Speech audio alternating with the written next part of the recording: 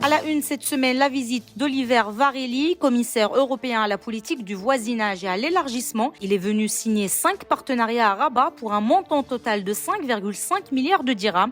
De quoi accélérer certains chantiers comme la protection sociale, la transition verte, la réforme de l'administration publique ou encore la gestion des migrations. Une autre visite importante a eu lieu également cette semaine au Maroc. C'est celle du chancelier fédéral d'Autriche, Karl Nehammer. Un déplacement qui donne un nouveau souffle dans la coopération entre le Maroc et l'Autriche. Les relations franchissent un nouveau palier et les deux pays semblent décidés à renforcer leur coopération dans différents domaines. L'Autriche a d'ailleurs officiellement rejoint la liste des pays qui soutiennent le plan d'autonomie présenté par le Maroc en 2007 comme une base sérieuse et réaliste pour régler le conflit du Sahara. Du nouveau dans l'affaire Saad Lemjarrad, après sa condamnation à 6 ans de prison pour viol aggravé, l'artiste marocain a fait appel, un acte qui se justifie par ses protestations d'innocence. Saad Lemjarrad sera donc rejugé devant une cour d'assises en France dans le cadre du procès qui l'oppose à Laura Prioul. Une autre affaire de viol a éclaté cette semaine et elle a eu l'effet d'une bombe.